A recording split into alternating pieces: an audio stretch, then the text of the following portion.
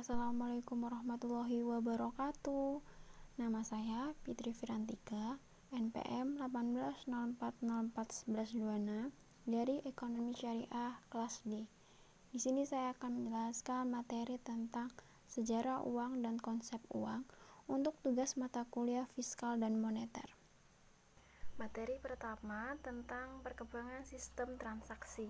Pada mulanya, kehidupan manusia untuk memenuhi kebutuhannya, manusia cukup menangkap ikan, berburu hewan, ataupun memetik buah-buahan yang sudah terdapat di hutan.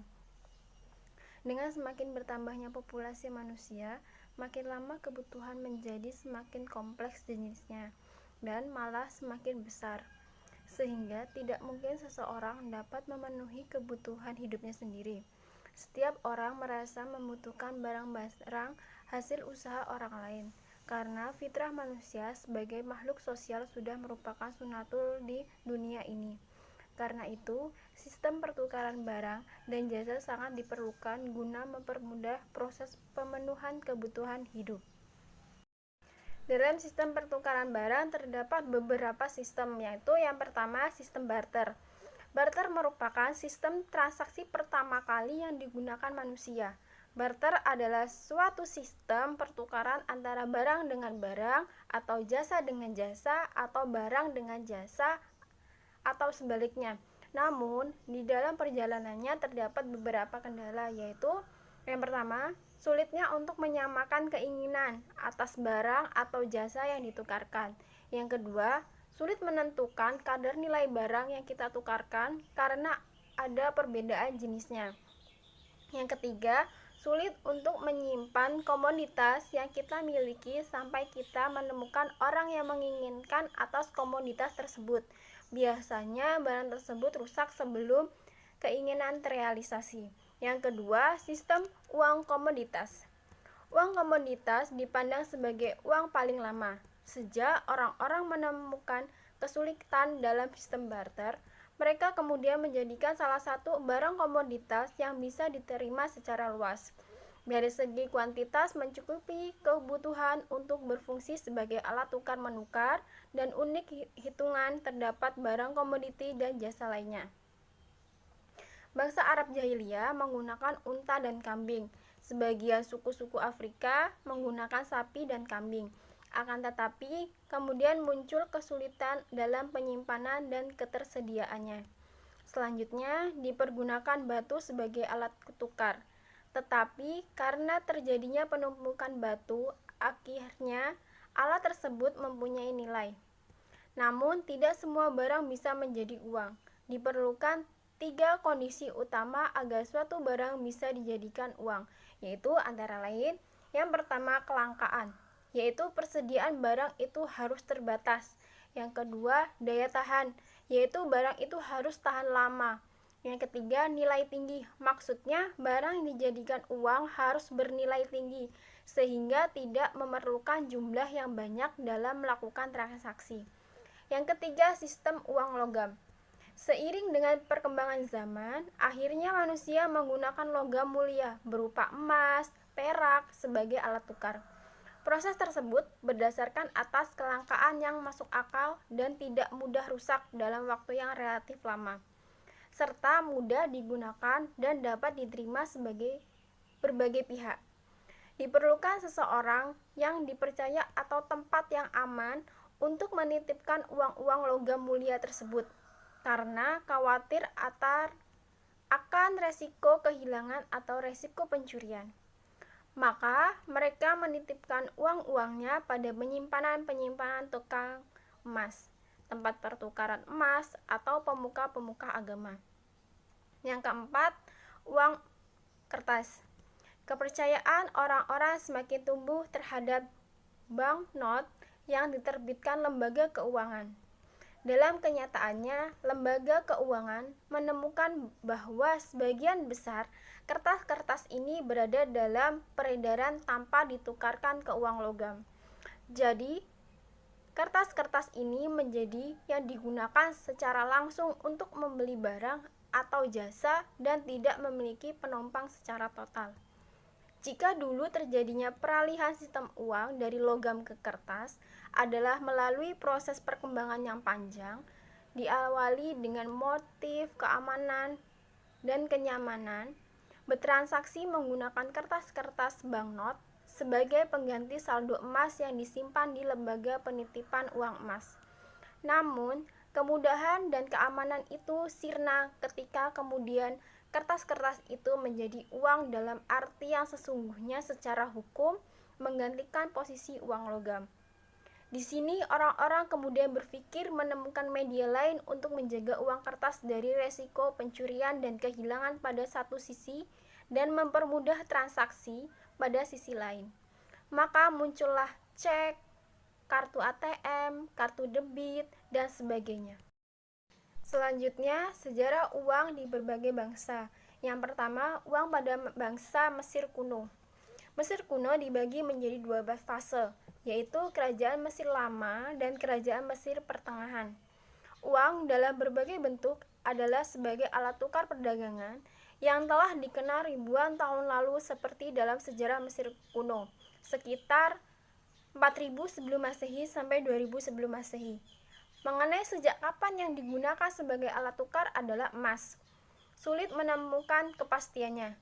Namun, yang pasti emas telah dikenal sejak 40.000 tahun sebelum Masehi.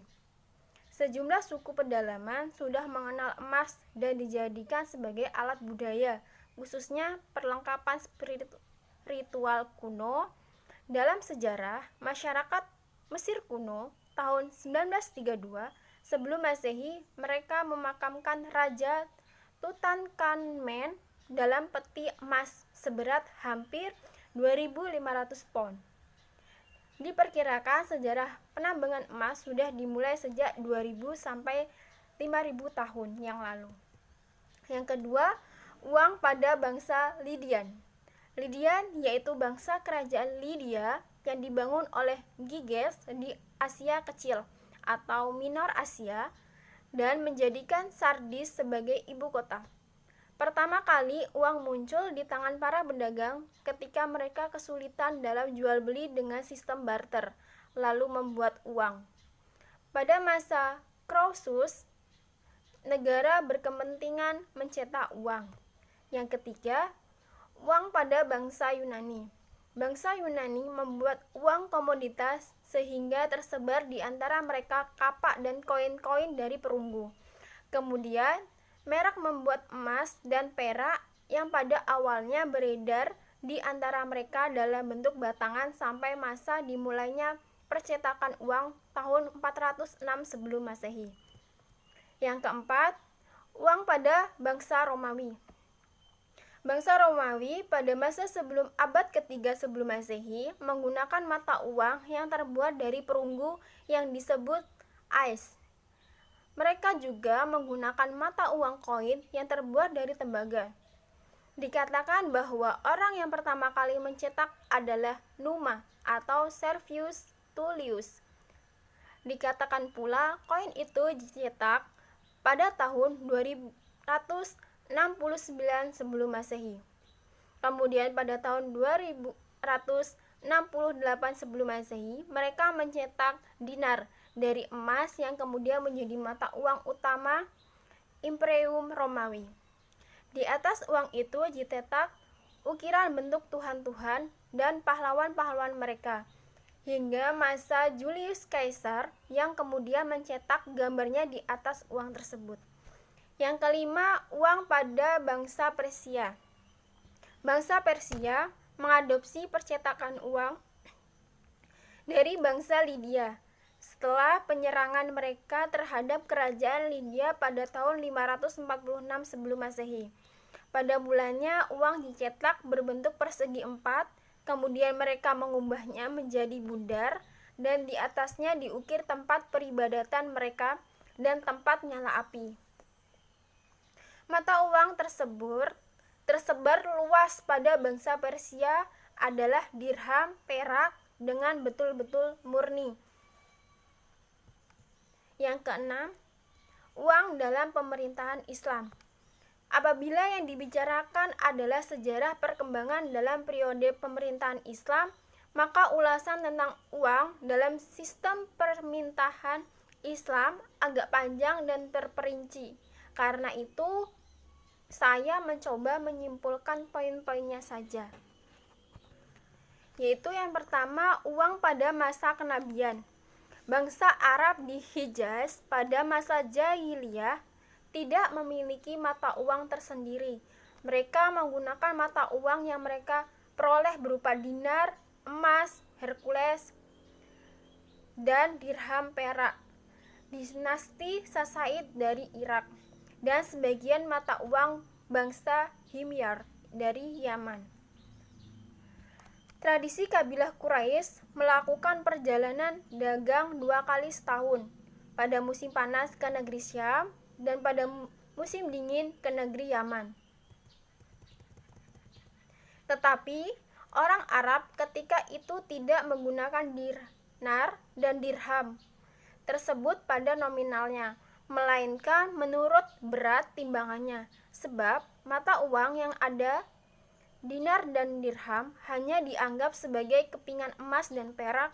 Mereka tidak menganggapnya sebagai mata uang yang dicetak, mengingat bentuk dan timbangannya yang tidak sama karena kemungkinan terjadinya penyusutan berat akibat peredarannya.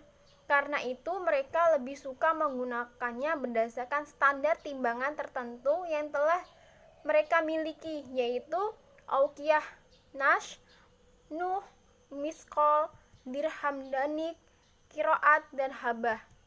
Setelah Islam datang, Rasulullah mengakui berbagai transaksi yang menggunakan dinar Romawi dan dirham Persia. Jadi mulanya mata uang yang dipakai bukan berasal dari kawasan dunia Islam, sebab ketika kaum muslim baru melebarkan sayapnya belum lagi mengenal industri mata uang. Sehingga tidak aneh bila mata uang yang dipakai dunia Islam ada yang bergambar pedang salib, ada pula bergambar rumah persembahan, api, dan sebagainya. Peranan Nabi dalam masalah keuangan yaitu menentukan ukuran timbangannya. Hanya saja Rasulullah tidak mengubah mata uang karena kesibukannya memperkuat tiang-tiang agama Islam di Jazirah Islam. Yang kedua, uang pada masa Khulafaur Rasyidin. Ketika Abu Bakar dibaiat menjadi khalifah, beliau tidak melakukan perubahan terhadap mata uang yang beredar, bahkan menetapkan apa yang sudah berjalan sejak masa Nabi, yaitu penggunaan mata uang dinar Hercules dan dirham Persia. Beliau sendiri sibuk memerangi kemurtadan.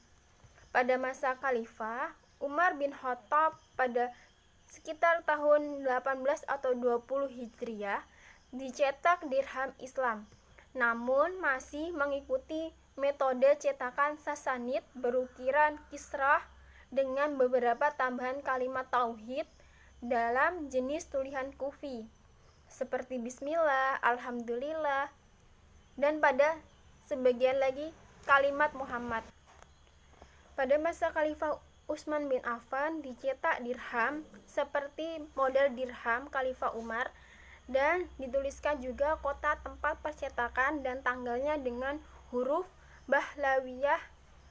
Cetakan Khalifah Utsman ini selanjutnya diikuti oleh Khalifah Ali bin Abi Thalib. Yang ketiga, pada masa dinasti Islam, mata uang yang bercorak benar-benar Islam barulah dibuat pada masa Khalifah Abdullah Malik bin Marwan. Hal itu didasari sepemikiran bahwa mata uang selain melainkan nilai ekonomi juga sebagai pernyataan kedaulatan dinasti Islam. Pembuatan mata uang baik dinar maupun dirham dipantau secara ketat terus berlanjut pada masa Yazid bin Abdul Malik dan Hisham bin Abdul Malik. Pada masa Abbasiyah, Al-Safah melakukan percetakan dinar sebagai dan masih melanjutkan cara dinasti Umayyah. Sedangkan dirham pada awalnya ia kurangi 1 butir, kemudian 2 butir pada masa Abu Ja'far al-Mansur dikurangi 3 butir hingga pada masa Musa al-Hadi kurangnya mencapai 1 karat. Hingga akhirnya pengurangan itu juga terjadi pada dinar. Namun begitu nilainya dihitung seperti semula.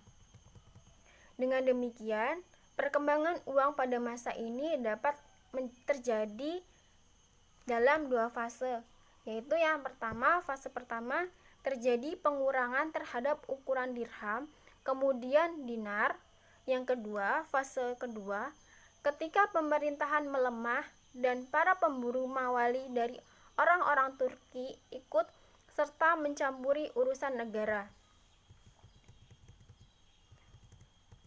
Pada masa Salahuddin al-Ayyubi, bahan baku emas tidak cukup untuk percetakan dinar disebabkan berbagai peperangan.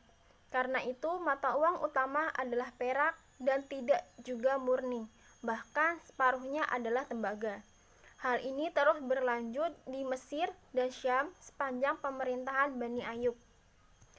Namun, uang tembaga tidak selamanya menjadi mata uang utama, bahkan kembali pada fungsinya sebagai mata uang pembantu.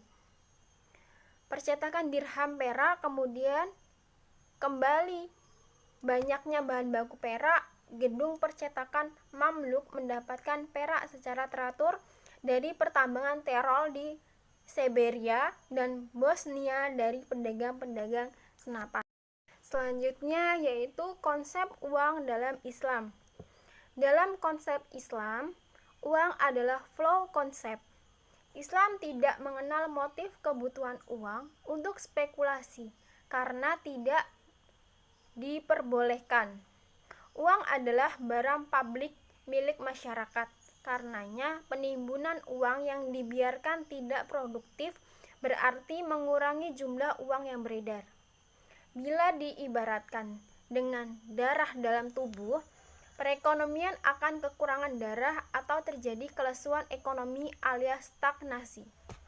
Dalam istilah ekonomi Islam klasik disebutkan bahwa uang tidak memberikan kegunaan langsung, yang artinya adalah jika uang digunakan untuk membeli barang, maka barang itu yang akan memberikan kegunaan. Lebih lanjut, Ibnu Khaldun menyebutkan, jika nilai uang tidak diubah melalui kebijakan pemerintah, maka kenaikan atau penurunan harga barang semata-mata akan ditentukan oleh kekuatan penawaran dan permintaan, sehingga setiap barang akan memiliki harga keseimbangan. Konsep uang dalam ekonomi Islam berbeda dengan konsep uang dalam ekonomi konvensional. Dalam ekonomi Islam, konsep uang sangat jelas dan tegas bahwa uang adalah uang bukan kapital, sedang uang dalam perspektif ekonomi konvensional diartikan secara interchangeability atau bolak-balik, yaitu uang sebagai uang dan sebagai kapital. Para ahli dalam perekonomian Islam mengakui manfaat uang sebagai media pertukaran. Nabi Muhammad sendiri menyukai penggunaan uang dibandingkan penukaran barang dengan barang.